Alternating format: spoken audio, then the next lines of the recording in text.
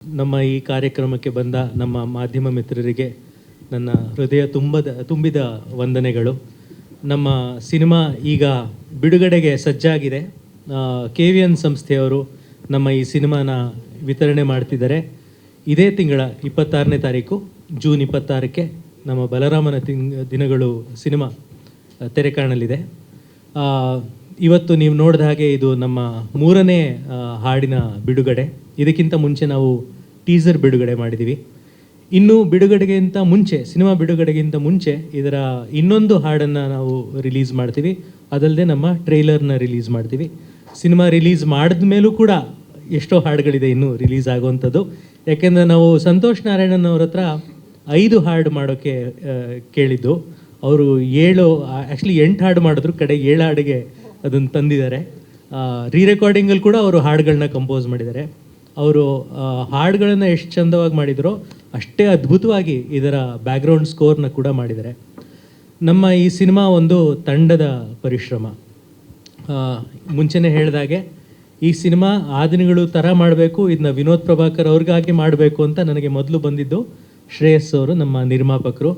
ಶ್ರೇಯಸ್ಸು ಮತ್ತು ಪದ್ಮಾವತಿ ಮೇಡಮ್ ಇಬ್ಬರು ಇದನ್ನು ಬಹಳ ಅದ್ಧೂರಿಯಾಗಿ ಮಾಡಬೇಕು, ಒಂದು ದೊಡ್ಡ ಕನ್ನಡ ಆಡಿಯನ್ಸ್ ನೆನೆಸ್ಕೊಳ್ಳೋಂಥ ಒಂದು ಸಿನಿಮಾನ ಮಾಡಬೇಕು ಅಂತ ಬಂದರು. ಆದ್ದರಿಂದ ಅವರು ಆಶೀಶ್ ವಿದ್ಯಾರ್ಥಿ, ಅತುಲ್ ಕುಲಕರ್ಣಿ ಅಂತ ದೊಡ್ಡ ಆ್ಯಕ್ಟರ್ಸ್ನ ಕರ್ಕೊಂಬಂದರು, ಸಂತೋಷ್ ನಾರಾಯಣನ್ ಅಂತ ದೊಡ್ಡ music ಡೈರೆಕ್ಟರ್ನ ಕರ್ಕೊಂಬಂದರು.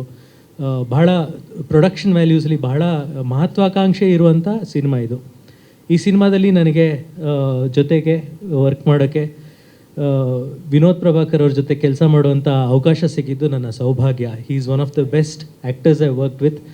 Power house of a talent. ಅವ್ರಿಗೆ ಎಷ್ಟು ವರ್ಸಟೈಲ್ ಅಂದರೆ ಇಂಥ ಪಾತ್ರ ಮಾಡೋಕ್ಕಾಗಲ್ಲ ಅಂತ ಹೇಳೋಕ್ಕಾಗಲ್ಲ. ಅವ್ರು ಎಲ್ಲ ಥರದ ಪಾತ್ರನೂ ನಿಭಾಯಿಸಬಲ್ಲ ಅಂತ ಅದ್ಭುತವಾದ ನಟ. ಇವ್ರ ಬಗ್ಗೆ ಅನೇಕ ಇಂಟರ್ವ್ಯೂಗಳಲ್ಲಿ ಹೇಳಿದ್ದೀನಿ, ಆದರೆ ಅದರಿಂದ ಇನ್ನೂ ಹೆಚ್ಚು ಹೇಳೋಕ್ಕೆ ಹೋಗೋದಿಲ್ಲ. ನನಗೆ ಆ ದಿನಗಳಲ್ಲಿ ನನ್ನ ಜೊತೆ ಇದ್ದಂಥ ವೇಣು ಅವರು ಮತ್ತು ಹರಿ ಇಬ್ಬರು ಈ ಸಿನಿಮಾದಲ್ಲಿ ಕೂಡ ಇದ್ದಾರೆ. ವೇಣು ಸರ್ ಅವರ ಛಾಯಾಗ್ರಹಣ ಮಾಂತ್ರಿಕತೆ ಇಡೀ ಕರ್ನಾಟಕ ನೋಡಿದೆ. ಈ ಸಿನಿಮಾದಲ್ಲಿ ಅದಿನ್ನೂ ಹೆಚ್ಚು ಅದರ ಮೆರುಗನ್ನು ನೀವು ಅನುಭವಿಸ್ಬೋದು. ಹರಿ ನನಗೆ ಹಿ ಹಸ್ ಬೀನ್ ಮೈ ಸ್ಟ್ರೆಂತ್. ನನ್ನ ನರೇಷನ್ಗೆ ಯಾವಾಗಲೂ ಭಾಳ ಒಂದು ರೀತಿಯ ತೀಕ್ಷ್ಣತೆ, ಒಂದು ರೀತಿಯ ಶಾರ್ಪ್ನೆಸ್ ತರೋದು ಹರಿ. ಆ್ಯಂಡ್ ನನ್ನ ಆ ದಿನಗಳು ಸಿನಿಮಾಗಿಂದ ಇವಾಗಿನ ತನಕ ನನ್ನ ಜೊತೆ ಟ್ರಾವೆಲ್ ಆಗ್ತಾ ಬಂದಿದ್ದಾರೆ. ಜೊತೆಗೆ ವಿಶ್ವಾಸ್ ಕಶ್ಯಪ್ ನಮ್ಮ ಸಿನಿಮಾದ ಆರ್ಟ್ ಡೈರೆಕ್ಟರ್. ಯಾಕೆಂದರೆ ಒಂದು ಪೀರಿಯಡ್ ಸಿನಿಮಾ ಕಟ್ಟೋದ್ರಲ್ಲಿ ಒಬ್ಬ ಆರ್ಟ್ ಡೈರೆಕ್ಟರ್ನ ಪಾತ್ರ ತುಂಬ ದೊಡ್ಡದು. 80s 90s ಬೆಂಗಳೂರನ್ನ ಕಟ್ಟೋದ್ರಲ್ಲಿ ವಿಶ್ವಾಸ್ ಕಶ್ಯಪ್ ಅವರ ಪಾತ್ರ ತುಂಬ ದೊಡ್ಡದು. ಜೊತೆಗೆ ನನಗೆ ಅದ್ಭುತವಾದ ಸ್ಟಂಟ್ ಕೊರಿಯೋಗ್ರಾಫರ್ಗಳಿದ್ರು. ವಿಕ್ರಮ್ ಮೋರ್, ಯೋಗಾನಂದ ಮತ್ತು ರವಿ ವರ್ಮ ಅವರು. ಭೂಷಣ್ ಮಾಸ್ಟರ್ ನನ್ನ ಕೊರಿಯೋಗ್ರಾಫರಾಗಿ ಕೆಲಸ ಮಾಡಿದ್ರು. ಒಂದು ಇಡೀ ಬಹಳ ಪ್ರತಿಭಾವಂತ ನಟರ ದಂಡೇ ಇತ್ತು ಈ ಸಿನಿಮಾದಲ್ಲಿ. ಪ್ರಿಯಾ ಆನಂದ್ ಅವರು ಇದರ heroine. Great woman, great actress. ಅವ್ರ ಜೊತೆ ವರ್ಕ್ ಮಾಡೋದು ಐ ವಾಸ್ ವೆರಿ ಹ್ಯಾಪಿ.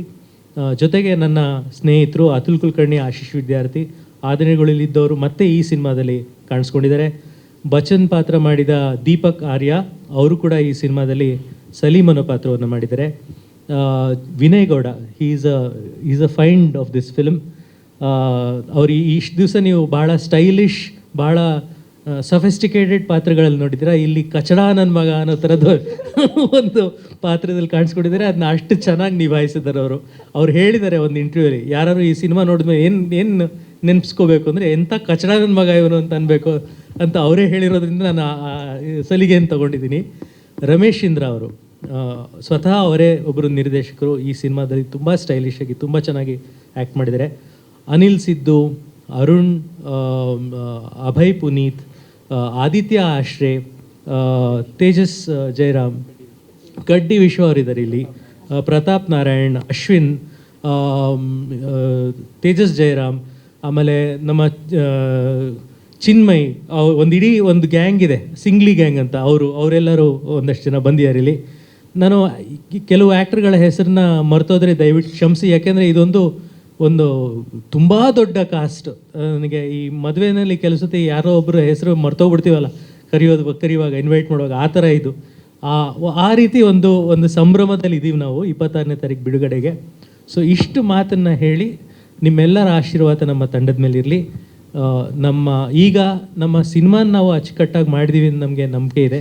ಆದರೆ ಪ್ರೇಕ್ಷಕರು ಬಹಳ ಕಷ್ಟಪಟ್ಟರು ಥಿಯೇಟ್ರಿಗೆ ಬರ್ತಿಲ್ಲ. ಆಮೇಲೆ ಈ ಸಿನಿಮಾನ ನೀವು ದೊಡ್ಡ ಸ್ಕ್ರೀನಲ್ಲೇ ನೋಡಬೇಕು. ಇದನ್ನ ನೀವು OTT ಬರಲಿ ಆಮೇಲೆ ನೋಡೋಣ ಅನ್ನೋ ಥರ ಸಿನಿಮಾ ಅಲ್ಲ ಇದು. It is made for the big screen. ಅದರಿಂದ ನಿಮ್ಮ ಸಹಾಯ ಬಹಳ ಮುಖ್ಯ ನಮಗೆ ಈಗ ಮಾಧ್ಯಮ ಮಿತ್ರರು. ಏಕೆಂದರೆ ನಿಮ್ಮ ಮೂಲಕ ನಾವು ಜನರಿಗೆ ತಲುಪೋಕೆ ಸಾಧ್ಯ. ಜನರನ್ನು ಹೇಗಾರು ಅವ್ರನ್ನ ನಾವು ರೀಚ್ ಮಾಡಬೇಕಾಗಿದೆ. ಅವರು ಒಂದ್ಸತಿ ಈ ಸಿನಿಮಾ ನೋಡಿದ್ರೆ ಅವರೇ ಆಗಿ ಬೇರೆ ಜನಕ್ಕೆ ಹೋಗಿ ಈ ಸಿನಿಮಾ ನೋಡಿ ಅಂತ ಹೇಳ್ತಾರೆ ಅಂತ ನಂಬಿಕೆ ನನಗಿದೆ.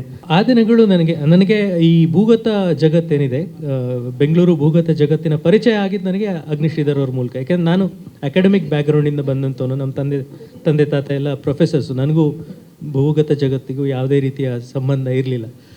ಅದರಿಂದ ನನಗೆ ಆ ಲೋಕದ ಪರಿಚಯ ಆಗಿದ್ದು ಅಗ್ನಿಶ್ರೀಧರ್ ಅವ್ರ ಮೂಲಕ. ಆಗ ನಾನು ಎಷ್ಟೋ ಜನ ಅಂಡರ್ವರ್ಲ್ಡ್ ಅವ್ರನ್ನ ಅವ್ರು ಪರಿಚಯ ಮಾಡಿಕೊಟ್ರು. ಅವ್ರು ಹೇಗೆ ಬಿಹೇವ್ ಮಾಡ್ತಾರೆ, ಅದು ಹೇಗೆ ನಡೆಯುತ್ತೆ, ಅಲ್ಲಿ ವ್ಯವಹಾರ ಹೇಗೆ ನಡೆಯುತ್ತೆ ಎಲ್ಲ ಪರಿಚಯ ಮಾಡಿಕೊಟ್ಟಿದ್ದು ಅಗ್ನಿಶ್ರೀಧರ್ ಅವರು. ಈಗ 15 ವರ್ಷದ ನಂತರ 19 ವರ್ಷ ಆಗಿದೆ ಆ ದಿನಗಳು ಬಂದು. 19 ವರ್ಷದ ನಂತರ ಈ ಸಿನಿಮಾ ಮಾಡಬೇಕಾದ್ರೆ ನಾನು ಭೂಗತ ಜಗತ್ತಿನ ಬಗ್ಗೆ ಇರುವಂಥ ಅನೇಕ ಪುಸ್ತಕಗಳನ್ನು ಓದಿದೆ. ಶ್ರೀಧರ್ ಸರ್ ಬರೆದಿರುವಂಥದ್ದು, ರವಿ ಬೆಳಗೆರೆ ಅವ್ರು ಬರೆದಿರುವಂಥದ್ದು, BK ಶಿವರಾಮ್ ಅವ್ರು ಬರೆದಿರುವಂಥದ್ದು, ಹುಸೇನ್ ಝೈದಿ ಅಂತ ಒಬ್ಬರು ರೈಟರ್ ಇದ್ದಾರೆ. ಅವರು ಡೋಂಗ್ರಿ ಟು ದುಬೈ ಅಂತ ಒಂದು ಪುಸ್ತಕವನ್ನು ಬರೆದಿದ್ದಾರೆ. ಮಾಫಿಯಾ ಕ್ವೀನ್ಸ್ ಆಫ್ ಮುಂಬೈ ಅಂತ ಒಂದು ಪುಸ್ತಕ ಬರೆದಿದ್ದಾರೆ. ಈ ರೀತಿ ಅನೇಕ ಪುಸ್ತಕಗಳನ್ನು ಓದಿದೆ, ಅಂಡರ್ವರ್ಲ್ಡ್ ಬಗ್ಗೆ ರಿಸರ್ಚ್ ಮಾಡಿದೆ. ಆಮೇಲೆ ಅನೇಕ ಪೊಲೀಸ್ ಆಫೀಸರ್ಗಳನ್ನ ಮೀಟ್ ಮಾಡಿದೆ. ಆಮೇಲೆ ಡೇನಿಯಲ್ ಜಾರ್ಜ್ ಅಂತ ಒಬ್ಬರು ತುಂಬ ದೊಡ್ಡ ಕ್ರೈಮ್ ರಿಪೋರ್ಟರ್ ಇದ್ದಾರೆ, ಹಿಂದಿನವರು. ಅಂದರೆ 80s 90s ತುಂಬ ಆ್ಯಕ್ಟಿವ್ ಆಗಿದ್ದಂಥವ್ರು. ಅವರು ನನಗೆ ಈ ಸಿನಿಮಾದಲ್ಲಿ ರಿಸೋರ್ಸ್ ಪರ್ಸನ್ ಆಗಿ ಇದ್ದರು. ಸೊ ಅವರೆಲ್ಲರ ಮೂಲಕ ನಾನು ಕಲೆ ಹಾಕಿದ್ದನ್ನು ಮತ್ತೆ ಒಂದು ಕಾಲ್ಪನಿಕ ಕಥೆಯಾಗಿ ಹೆಣೆದಿರುವಂಥದ್ದು ಇದು. ಆ ದಿನಗಳು ಒಂದು ಅಥೆಂಟಿಕ್ 100% ಸತ್ಯ ಕಥೆ ಆಗಿತ್ತು. ಆದರೆ ಇದು 100% ಸತ್ಯಕತೆ ಅಂತ ಹೇಳೋದಿಲ್ಲ. ಸ್ಫೂರ್ತಿ ಇದೆ, ಭೂಗತ ಜಗತ್ತಿನ ಅನೇಕ ವ್ಯಕ್ತಿಗಳ ಘಟನೆಗಳ ಸ್ಫೂರ್ತಿ ಈ ಸಿನಿಮಾಗಿದೆ. ಆದರೆ ಇದೊಂದು ಕಾಲ್ಪನಿಕ ಕಥೆ.